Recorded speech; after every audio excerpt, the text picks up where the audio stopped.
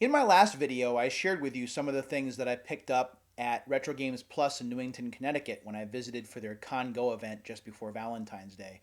It was a blast getting to meet all different kinds of collectors and traders, and I walked out with not only some PlayStation games I've been looking for, but also some NES games, a Super NES game, and more. One thing, however, I left out, and I really didn't mean to leave it out, but it makes sense now because I can make an entire video talking about it because it is the coolest thing that I got that night. But let me set it up first. All of us that were there, we had the opportunity to be part of a raffle, and the raffle had several different prize packs that you could pick from. There were game sets such as Contra and Mike Tyson's Punch Out for the NES, Donkey Kong Country 1 and 2 for the Super Nintendo. There was a Secret of Mana 2 repro cart or cartridge that could be bought or won. Uh, I think there were five sets in total, and I had my eyes on only one thing. So I decided to spend $10 on the raffle, which got me 15 tickets, and I put them all in the bag for this one particular item, thinking that I really wasn't going to win it because it was something that I think everyone, or at least a lot of collectors, would have wanted. So the time for the drawing came. It was about 10:30 at night or so, and all of the other items were raffled first, and this particular item was raffled last. And I was on the edge of my seat. I never win these things. I don't know why I thought I had a shot at it. But when the ticket was pulled, it matched the very last ticket that I had of the 15 that I bought. So what's the item? What was I so nervous about possibly getting or not getting? Well, it's the premiere issue of Nintendo Power Magazine from July-August 1988. And yes, that's Super Mario 2 on the cover. I'm sure you've seen around the internet through either YouTube videos or in writing. You've seen people talk about this issue of Nintendo Power before. This is the very first, and it's significant because it is the first. And as we know, the magazine had a very long life after that. Uh, the magazine is not pristine. There are some folds that you might or may not be able to see. But nonetheless, opening it up, it's still intact. There is a poster in the very first issue of Nintendo Power here to walk you through the second quest for Legend of Zelda, and that map is still here. Or, if you're interested in the poster is for baseball video games, which is my thing, but I won't be taking this out of the magazine. So the poster is intact.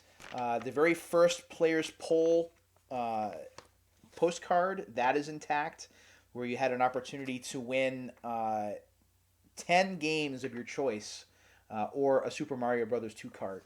And then perhaps one of my favorite things is actually the back cover, where it actually has the Nintendo games shown that were available at the time. And it said that there are over 100 blockbuster titles to choose from. And as we know, the Nintendo library certainly got much, much larger from the summer of 1988 on. So this is a really cool thing. I was ecstatic to have won it. I am super grateful to have it so I can read it on my own. I did have a scan of it that I got through the web archive, but the scan just is not very good. It's artifacted, and some of the articles are tough to read. So now I can read this at my leisure. And as a sports video game fan, the cool thing is that there's a baseball roundup in the very first. I'll blow it up there. There's a baseball roundup in the first issue, and I think that's super cool. So my history with the Nintendo Power, really quick. I didn't subscribe to it for a long time. If you've watched my videos before, you know that I got my NES for Christmas in 1990.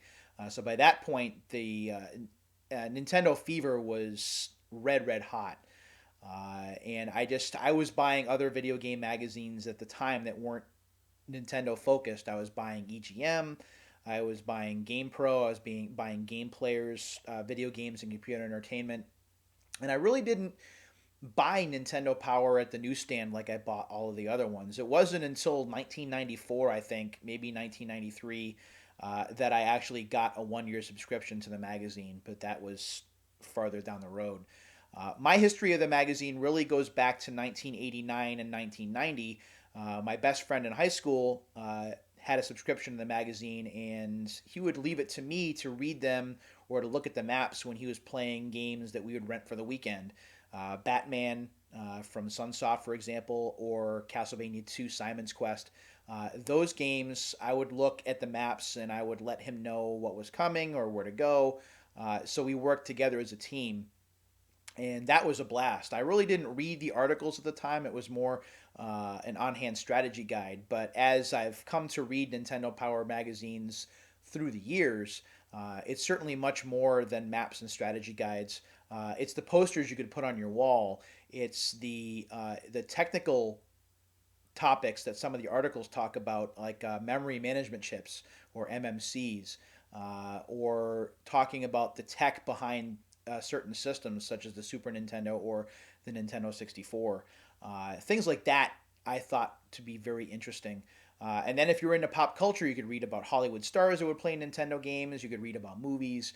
As a matter of fact, in this particular magazine here, just real quick, I won't take forever. Uh, um, there's actually a movies segment, like right, and I'll try and move it into the picture. There we go. With Pee Wee Herman and Penelope Ann Miller. So there were movies there, or you could read about Kirk Cameron, which I don't think anyone wants to do. Um, so I thought that that was neat. I wasn't really big into pop culture at that time.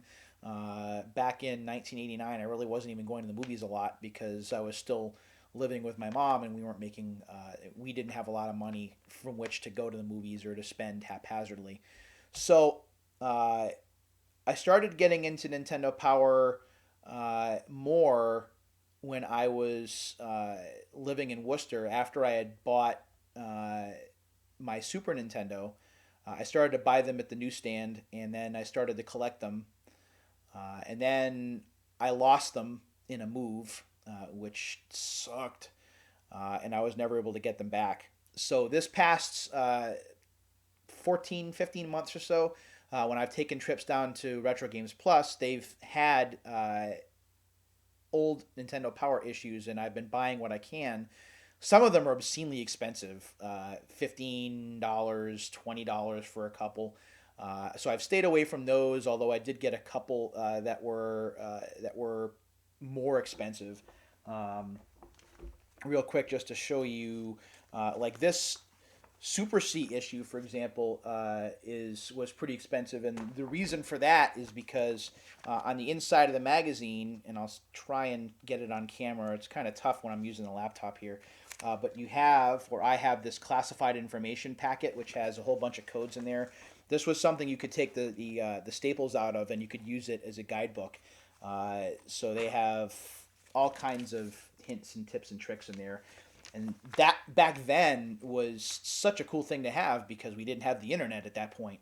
So in order to get game strategies and tips and codes, you had to have magazines, or you had to go to the video store and rent How to Win a Nintendo videotape. The poster, by the way, is also intact in this magazine, and it's a Final Fantasy poster, but again, I'm not going to take that out. Another one that was kind of expensive, but I was glad to get, is this Vice Project Doom Nintendo Power issue, because I still have this game. I have to actually spend some time and play it at some point, but I have this just for the strategy. So that is pretty neat. So yeah, that was a really cool thing to win. I am super super excited to have the very first issue. I know that it's fairly pricey. Looking on eBay, it's worth what, $50, $60, and I only got it for 10, so I got pretty lucky. Thanks very much to Chris and the entire team at Retro Games Plus for putting on the raffle and putting these prizes up.